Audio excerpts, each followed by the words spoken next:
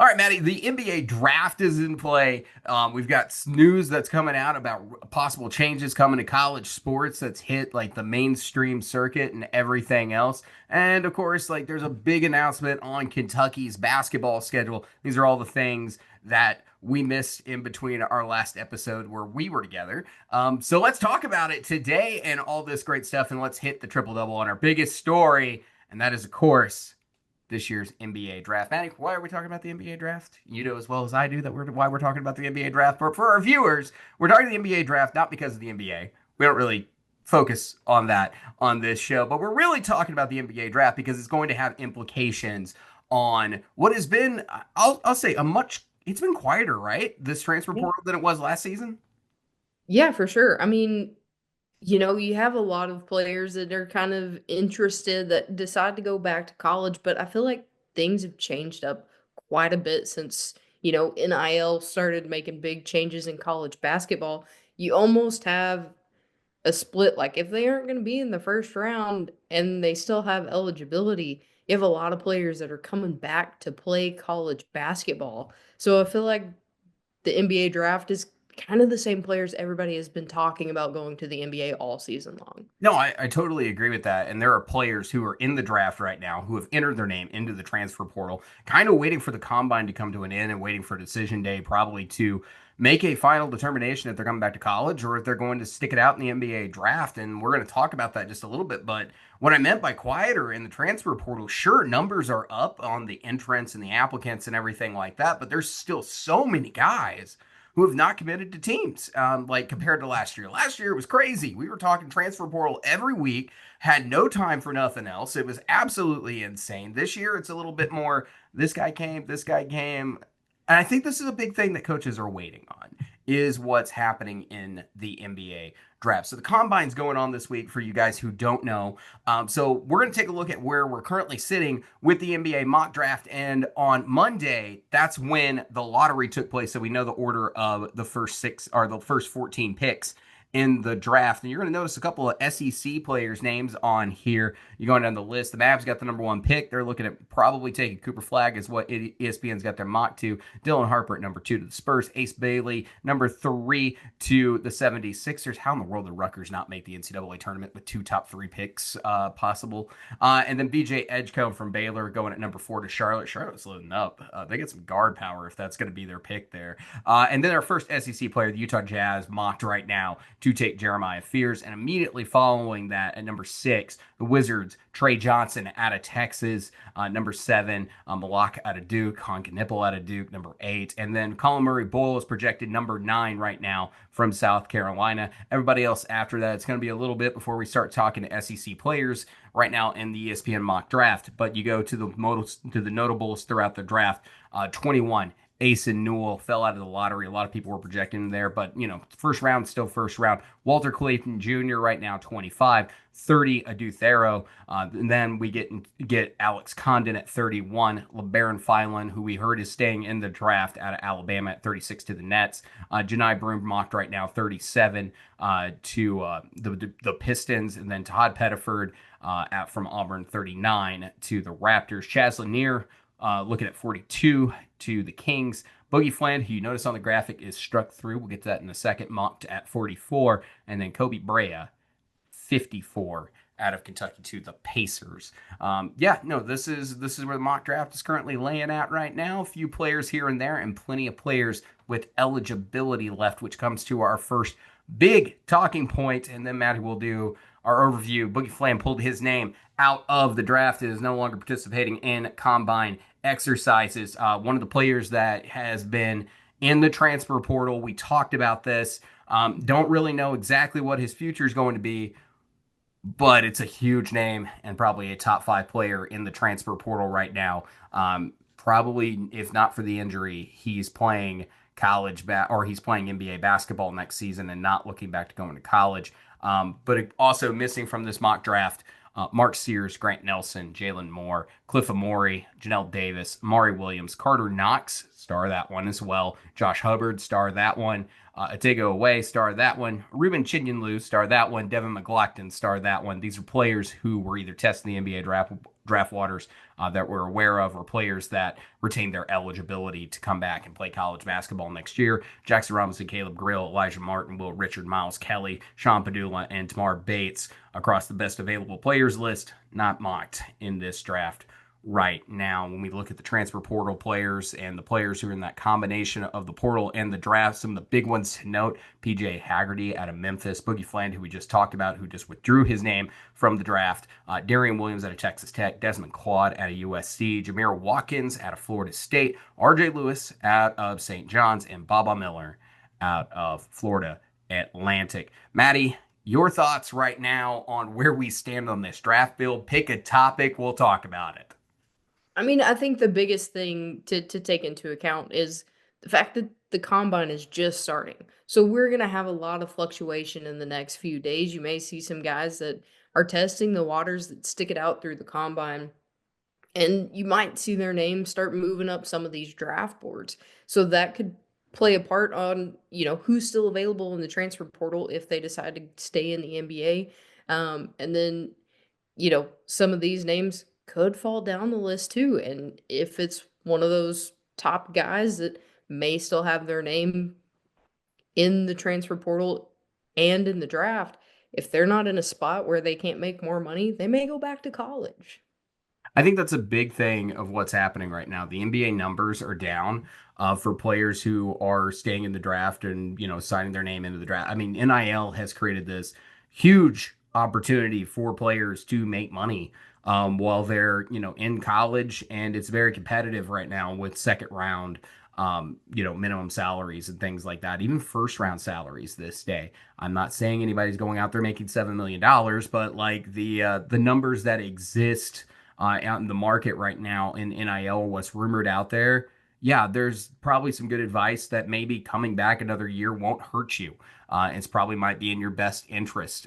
There's players who, if they can squeak into that second round, might be just fine with that because they don't have to go to class anymore. They don't have to take tests anymore, and they don't have to do other things like that. Those are things that are up for consideration, but you got plenty of good players out there who will be interested in coming back to college. Like I said, we've seen Boogie Fland get his name mentioned in here. The other names you need to watch out for: Tahaad Pettiford. Is he coming back to Auburn or not? Because right now he's trending closer and closer. A lot of people have been talking about him as a first round draft pick possibility right now in the draft. So a lot of players to keep your ear to the ground on, and who is and who's not coming back. For all these players who are out of eligibility, who didn't put their name in the transfer portal and aren't waiting for the house case stuff, which we're going to talk about in a minute to come out, like these players still have the opportunity for two-way contracts and other things like that out there. So just because, like, if Mark Sears was to fall out of the draft, like ESPN has him mocked right now. I've seen him mocked in other drafts as a second round draft pick.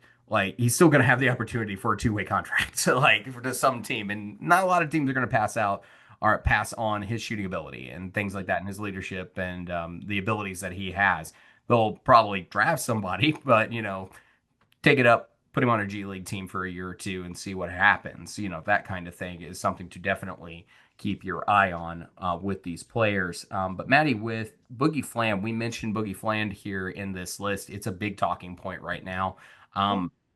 I saw an interesting tweet today.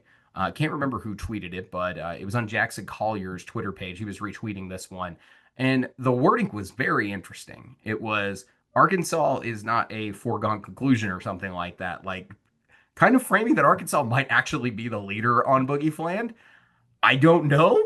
I don't suspect he's coming back to Arkansas because like Arkansas's got two point guards. Like I don't know exactly what the plan would be, and they've got a shooter back there as well in that backcourt. I would love it if Arkansas added more depth, but I don't know where Boogie Fland's getting playing time with the Razorbacks at this point because honestly, in any other given year, he's probably a first round draft pick if he's not injured. So this was not part of the plan for Cal. Yeah, for sure. And, we talked about it the other day when the news came out. And then I mentioned today, saw some key people posting it on their stories, doing things on social media with this couple of day old news. So I'm kind of questioning, did they know something that we might not know? Is, everything's still hush hush, obviously. But like you said, I think at that point, even if you get the bag with NIL, you're still going to want to increase your playing time and get as many minutes on the floor as you can to increase that draft stock for next year if that's still, your end goal. Yeah, a team that I really think, like, if I was going to put him on an SEC roster, which I don't know necessarily if that's going to be the case, but like Florida needs backcourt players. They need guards, and that's a player I would be looking at. Now they rumored the rumor bill out there on social media and everything else was like $7 million for Boogie Fland to go to Florida, and I'm just like, that's not happening. And if someone is actually giving away $7 million in NIL to a college basketball player, there needs to be some serious Tom conversations in the way that school is operating, because the house case that is a third of the budget potentially. If you're planning on pulling any of that out of revenue share or anything like that, that's an insane number. Oh Um, yeah. yeah, I really doubt $7 million is on the table, but oof, if that's the case, we got so many things to talk about when it comes to the NIL space altogether. Maddie, was there anything that stood out to you in the list of the mock draft right now, players that you just really, thoughts on the situation?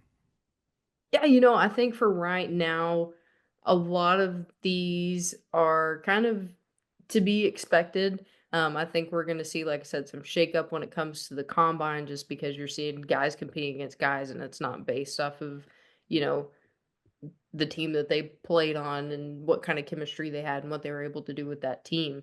It's all about your NBA potential at this point. I think really the biggest thing for me is I feel like this is one of the first years in a while that we've started seeing more and more college players at the top of these draft boards. I feel like the European leagues have started kind of taking over. And, this year, first top 10, you've got a pretty long list of college players in the draft. I agree. Like last year, like we were putting when we were talking about the draft, so many European players, so many players from like Australia, obviously not Europe there, but France in the mix as well. This year, I knew every player who was in that top 14 on the ESPN mock board. We'll see how it goes. There's going to be some risers and some fall as well, but we'll see how it gets mixed up in that space as well. One more thing I would say for people to keep their eyes out for. Karter Knox is doing really well in the combine, and he's definitely seeing his stock rise. I don't know if he gets into the second round still. I think there's a serious chance he comes back to college and plays for Arkansas next year. But it's something to keep an eye out for because he did impress, especially on the shooting drill they did the other day. He was top five somewhere in there, really solid, Mhm. and he's got an NBA frame and everything else you're looking for. So we'll see how some of these teams react to the combine numbers out of Karter Knox. Definitely a great player. Things have definitely moved in the right direction for him. Is he going to the draft? That's the question. And like I said, he's probably stands to make, if not more in college right now than a second round draft pick, something equal to, and maybe his stock can rise for next season to be a for sure first round draft pick. So definitely something to pay attention to is his stock. And then in contrast to that, I would also keep an eye out for Jameer Watkins, another player that's going through the process because there's a lot of rumors about that possibility as well right now for Arkansas in the whole shebang, if you will, and the draft process. So definitely something to keep your eye out for. Important dates. Let's get into important dates here for people who are following. So the combine is going on until the 18th. On the 28th, that is the NCAA withdrawal deadline from the NBA draft, aka decision day. And decision day is the opportunity for players to come back to college, make their decision if they're going to go back to the draft or not. The NBA has its own date, which is June 15th, but the NCAA says May 28th. And then, of course, the draft, if you're wanting to pay attention, you're following through that process and everything else, 25th and the 26th are the NBA draft days, splitting it up into 2 days this season. All right, Maddie, there is a whole other world of stuff going on in the world of college sports. And one of them has to do with revenue sharing and the situation going on there. Before I start talking, since we're talking about a court case, I am a lawyer. I am not your lawyer. This is not legal advice. None of this is to be taken as legal advice for yourself. This is just an educational, brief overview summary of the case. And there's my disclaimer right there. All right, so let's talk about this House versus NCAA. You have heard about this case, even if you don't know the name of the case. The case is, as you might be familiar with it, especially here in Northwest Arkansas, and how much it gets talked about, revenue sharing. That is what this case ultimately comes down to right now. There's a lawsuit out there that's in existence that has been around, and they thought they had a settlement on it back in October. Well, come last week, or about a month ago, really, about a month ago, the judge in that case did not like some of the conditions that were set up regarding player eligibility when it came to this case. And that is now a significant pause in what is happening in the House case. And right now, there is significant interest from the NCAA and power conferences like the SEC to resolve this case. They want it settled. And the reason they want it settled is because it can cost them billions of dollars if they do not settle this in a way that is going to work for them. The judge told them to go back and fix the settlement. We are still waiting for the judge to approve the settlement that the parties have come to an agreement on or have gone back into mediation, which is sort of like negotiation, everything else, waiting for the judge to approve that. Now, according to the filing made Wednesday on May 6th, so a week ago, this is what I was ahead of myself when I said a week ago, but a week ago, according to the filing made Wednesday, in the House settlement case, schools will be permitted to grandfather in a range of athletes, meaning they're going to be allowed onto rosters while violating the NCAA's roster limit rules. This is important, and this is partially why so many players put their name in the transfer portal who did not have eligibility. And because there is an off chance that this settlement may include allowing them to play more college sports. And this is the three terms right here. Those currently on a roster, those athletes who have already been cut this year. There were schools preemptively cutting players from rosters in order to make space. And those high school recruits who enrolled at schools after committing to a roster position only to see it eliminated. There were schools dropping scholarships from high school players that were having their spots eliminated because of all of the settlement stuff that's going on, and trying to preemptively get ahead of this. These schools are trying to set up based on the information that's ahead. Greg Sankey has talked about this. I won't go into too much detail, but he's like, we need the settlement because if we do not get the settlement, we don't know how to move forward. Our athletic departments and our conference don't know how to move forward. That's a big portion of this right now, and the operating budget. Again, Ross Dellinger goes on from Yahoo Sports. He says, if the settlement is approved, Judge Wilkin, the judge in this case out in California, can make a decision whether she pleases. It will trigger a planned rollout of revenue sharing concepts, or if denied, would further thrust the industry into upheaval as schools scramble to compensate athletes without the legal protection and rules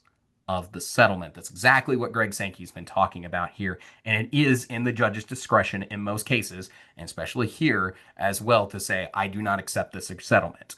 That is something that can be done. A denial would be a historically stunning move from a judge who has just recently described the settlement as good, such a decision could jeopardize the sustainability and future of college athletics under the umbrella of the NCAA and further sink college sports into uncertainty around athlete compensation. So, Maddie, I kind of dove into it a little bit here. We're hearing a lot about revenue sharing out here.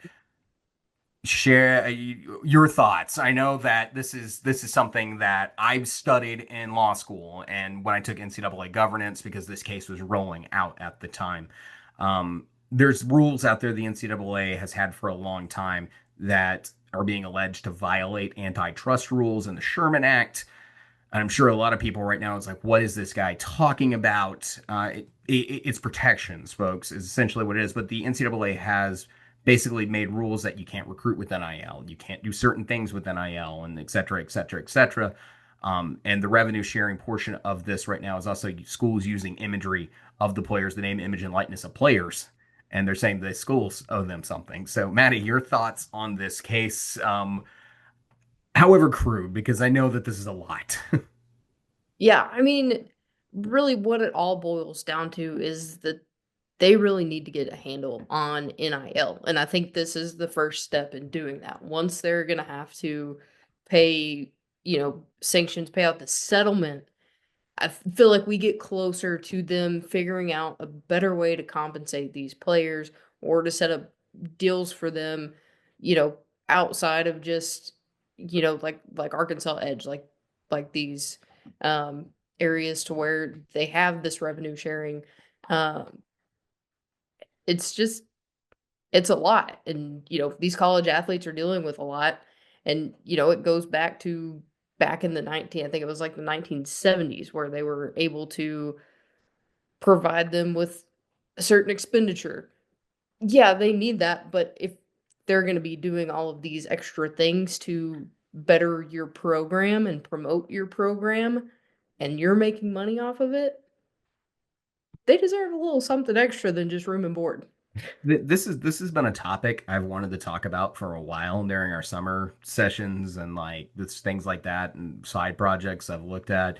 Um, Justice Byron Justin Byron White he made a comment in the case that really set the ball in motion on this all the way back in 1984 in Board of Regents versus NCAA. And in that case, he basically came out and said that the pursuit this is I'm paraphrasing here on his dissent in that case, and a dissent, folks, is when a justice writes an opinion that goes against the ruling in the case. But he basically came out and said that schools will be opting for essentially money over the academic pursuits of what being a student athlete and amateurism is about in sports, and going for those moneymaker opportunities instead of focusing on other things. And that's something that a lot of people are concerned about on this case. How are smaller schools going to be able to handle some of this situation? How are schools going to be dealing with their Olympic sports,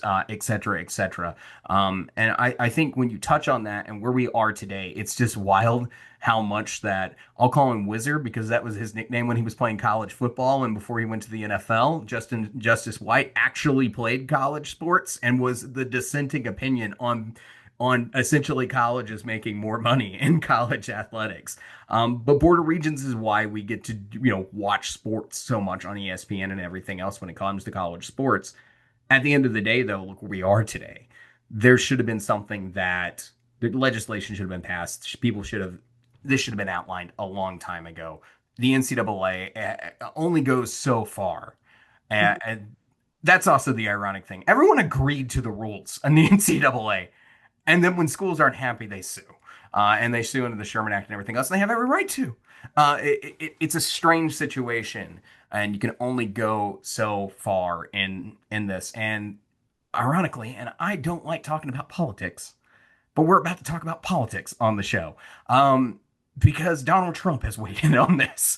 And look, it's a wild place to be in college sports, right? When you now have the president of the United States weighing in on the situation in college sports, this whole situation. So Donald Trump proposed this idea, or at least its sources right now, of creating a commission to fix college sports, headed by, drumroll please, Nick Saban. This is something.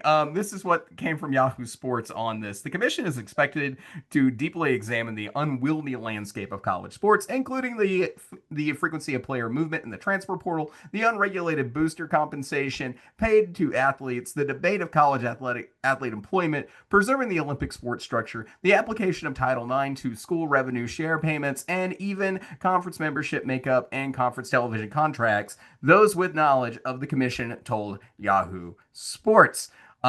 Yeah, buddy. So, look, I'm not going to talk politics, I really don't even care what anyone's opinion is on Donald Trump's thoughts on things like that. I won't weigh in on that. That's the way I'll put that. It's like I'm not going to weigh in on that. But I will say this is not a bad idea because piecemealing it together through the courts is not the best way to go about something. Passing law is something, passing statutes and passing law and passing governance, much better idea in my personal opinion. So yeah, maybe getting a commission involved here is a good idea. And that's kind of what some of these school presidents and conference folks and everything like that, and even the president of the NCAA has even mentioned. This is what he had to say about the topic. I think the fact that there's an interest on the executive side on this, I think it speaks to the fact that everybody is paying a lot of attention right now to what's going on in college sports. NCAA President Charlie Baker said, I'm up for anything that can get us somewhere. And that is from the article that ESPN wrote, NCAA Prez open to President Donald Trump's idea on a commission. And this is what the ACC Commissioner Jim Phillips said. I think Congress can help us. I really do. We have been very bold in desire of national standard when it comes to the name, image, and likeness. We need to make sure that we have something that comes out of Washington that connects all 50 of the states because we've had to piecemeal the project and it's really undermined college sports. It's been a race to the bottom. So that's the one. Two is Two is we need some legal protection. We cannot sustain one legal case after another legal case after another legal case. A reaffirmation that these are student athletes. Three, those things to me will be very important to see if we could come out of the commission. Bingo. If you listen to any legal podcast ever, that is something that they all complain about is that some law needs to be passed because working something through the court can become incredibly complicated. And the court's going to rule one way, and it may not be the way you necessarily want it. It would be based on law and precedent and judgment. And it's only going to be one section at a time. This is not a bad idea, and probably something that we need in college sports is some guidance. Yeah, I think it's one of those things that we're far from it actually happening.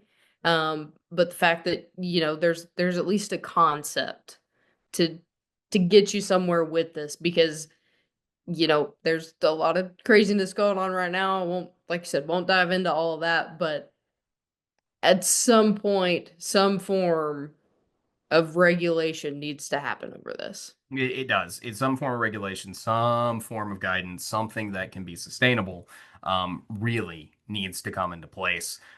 Whether that's a bill, whether that's, a commission, however you want to go about it, something needs to take place to fix this because it is the Wild West right now, in all sincerity. And NCAA rules say one thing, and schools don't necessarily go with it these days. Remember, just back in 2022, Tennessee stuck its middle finger up to the NCAA when it told them you can't recruit off of NIL, and they said, "Watch us," and they took them to court over that. So, yeah, that's the world we live in right now. So yeah, some guidance would probably be helpful at some level out there. Whether you like a politician or not, something can be a good idea. Look, Richard Nixon fixed the NFL. Not a lot of people like Richard Nixon either. So, and that's why people in California thank him for the fact that they did not have to watch Heidi again during a Raiders game when the Raiders were in Oakland. For you who only think they were in Las Vegas, I don't think people were that young. People surely remember that the Raiders were in Oakland, right? I mean, you have to like if even if you're not a sports fan, like it goes back into like hip hop, it goes back into movies. Like you're somehow gonna get the Oakland Raiders. Okay, somehow you're getting the Oakland Raiders. John Madden, something like that. So legal general politics legislation talk done, okay, like those are big things that are coming out in college sports and things to keep your ear to the ground on. I can go more into it. I'm just trying to give a surface level because there's a bunch. Maddie, I sent you an article from a law review article on this topic. I don't even know how much you read of that. But Yeah, I read it this afternoon. It was very insightful. it was enlightening, right? So if you want to know more, I'm putting links in the description to, maybe help. I'll put that law review article in there and a few other things, the articles that we are basing this conversation off of, so you guys can check that out and, get caught up and everything. I'm going very, very surface level. It took me, two times a week an hour class on this, during law school to even get a grasp on this stuff when I was taking NCAA governments and NCAA policy making. So it's a whole different world. Let's talk about basketball, Maddie, because there's a great game that's coming up because we're going to do a little Kentucky Wildcats talk here. Maddie, are you excited about what's going down with the CBS Sports Classic? Give the people what they want. How about the Kentucky Wildcats taking on St. John's in Catlanta on December 20th? You heard that right. It's Mark Pope versus Rick Pitino. Additionally, North Carolina will also be playing Ohio State while we're there. Manny, UCLA is gone. And instead, we get this. Mark Pope versus his old coach, Rick Pitino, first time playing Kentucky since 2016 when he was at Louisville. Your thoughts on, honestly, if they're not great thoughts, I think your opinion's wrong. So just go ahead. Tell us how great this is. I mean, the tickets are going to sell themselves. The content is going to be posted all over. You had, Mark Pope coming in last year to Kentucky, and basically half of their selling point was Rick Pitino talking about how great Mark Pope was as a player, as a coach, as a person. And now they go head to head. I Yeah. mean, you can't write a better storyline. It's going to be wild.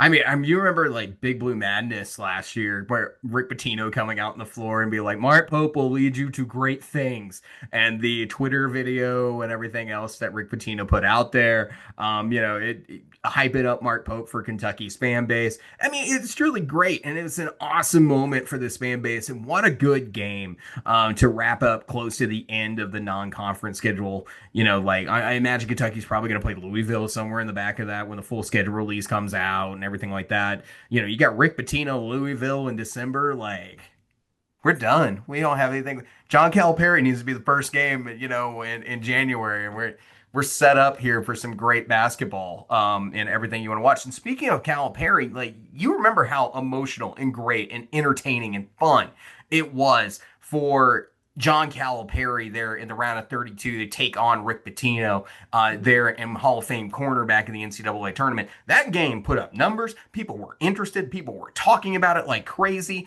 There were all these people who were like, Rick Pitino can outcoach John Calipari any day of the week, and then turns around and John Calipari beats, Rick Pitino there in that round of 32. It's a great basketball game, awesome one. And Rick Pitino had just come off winning the Big East. Here, you've got Rick Pitino, who not only coached at Kentucky, but coached at Kentucky's biggest rival as well with Louisville, which I'm not a Kentucky fan. That's the one that pops in my head first, y'all. I know you have several rivals, so you probably have a different one sticking in your head, but a significant rival in Louisville during those Calipari, Rick Pitino years. This is awesome. And like I said, it just ties in like this is going to be watched big time. Like, people are going to be like, college football playoff, great. Game's over. Flip it on over to CBS Sports Classic right now because we got Pitino versus Kentucky. Like, that's going to be a signature game that's going to do incredibly well. And like I said, when we saw the Classic come out last year, everyone was kind of like, "Oh, Ohio State, no big deal. That's cool. That's definitely an interesting one." This is going to have a lot more hype and everything else. And I think everyone's appreciative that UCLA has dropped out of the CBS Sports Classic because we didn't want to hear Mick Cronin complain about how he had to fly to the East Coast again. So, like, this is a good one. I'm glad that St. John's is the team that steps in here into the Classic because this is a phenomenal, phenomenal basketball game. Yeah, it's going to be a good one for sure. I'm excited to see, how these rosters round out because I think regardless, it's going to be a good competition. You've got two amazing coaches, both off of an NCAA tournament season. So I think it's going to be competitive, and you're going to get a lot of fans, a lot of different ages. You're going to see those Pitino Kentucky fans come in and be excited to see him share the floor with Kentucky, even if it's on the other team. Absolutely. And I'll say it right now on May 14th, Kentucky's beating St. John's. Everybody enjoy that. We'll come back and revisit this in a little bit. I think Kentucky's going to beat St. John's there in Catlanta. Also, let's just continue the Kentucky news here for a second because it's rare that we get to do a kicker, but man, it's fun when we do. And this was celebrated on Kentucky's Twitter page, matter of fact. But Colin Chandler getting married to his longtime girlfriend, Hannah, and he had his wedding. His wedding just, I think it was about a week ago. And then they posted it on their Instagram. It was posted on Kentucky social media. Really celebrated it out there in Big Blue Nation. Awesome moment there for Colin Chandler. It's great, man. Welcome to the husband club. It's legit. And then additionally on that front, he actually was funny that we were talking about CBS Sports Classic, but from what I've heard about the story, he proposed to her last year at Madison Square Garden during the CBS Sports Classic. So there's your nice little wrap in that story altogether. Maddie, anything on Colin Chandler getting married? Yep, congrats, man. It's a big step, especially, while you're figuring out life, still playing basketball, still in college. I mean, now's as good a time as any, I guess, if you decide you're going to be together forever. Yeah, I mean, I think it'll be noted here, like, people will be like, sophomore got married in college. It's like, he's actually a little bit older than some of the other players because he took his time off for his mission trip, and deferred going to college for a bit. So he's a little bit older than some of the other players, it's not an 18-year-old kid out there getting married. But I love stories like this. I love, these significant life moments that happen during college. Walter Clayton, 2 years ago, last season, not this season, had the birth of his daughter. That was awesome. We had the story a couple years ago where we were talking about Devo Davis giving back to his hometown. I love stories like this. I love Mhm. like these little positivities, and when I find them, I want to put them in the show because they're really good stuff just to make you smile a little bit at the end of the show. And what's a really cool moment for someone, what's a huge life event like for Colin Chandler, or people giving back with their NIL and things like that. So Brings you love those closer to things. the players too. You get to know a little bit more about outside of what's going on in the X's and O's. It's more than this what they shoot. They're people too, and that's part of the cool thing that happens. So, congratulations to Colin Chandler. Welcome to the husband club, man. And I hope the honeydew list is not long enough to miss practice. No, I'm kidding, man. But no, congratulations all together. Hey, one more thing before we get out of here on this episode. So this weekend, Road to Peach Jam continues, and that is, of course, the series that I'm doing right now on Nike EYBL.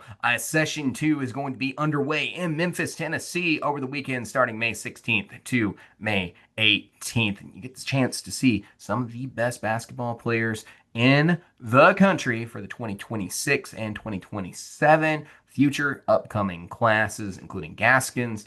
You also got Jordan Smith Jr., who's scheduled for a visit to Arkansas actually here pretty soon. And JJ Andrews also going to be out there on Team Brad Bill. Keep an eye out for him. He's supposed to make his announcement on what team he's supposed to be playing for next year. If I remember right, it was between LSU, Missouri, and Arkansas. He's supposed to make that on the 15th. So, with him going to Memphis on the 16th to play basketball might be your chance to catch whichever one of those schools he announces. Chance to see your future 2026 shooting guard slash wing out there playing basketball. It's going to be a huge, fun one. There's two more sessions after this one in Kansas City, Kansas over Memorial Day weekend. And then we finally get to Peach Jam out there in South Carolina. Guys, it was a lot of talk today on the show, a lot of different stuff, a lot of things that we're trying to hit, but hopefully we got something here that's digestible. Especially, I'm mainly referring to all the stuff on the House case and the basketball commission. We'll take it a little bit lighter because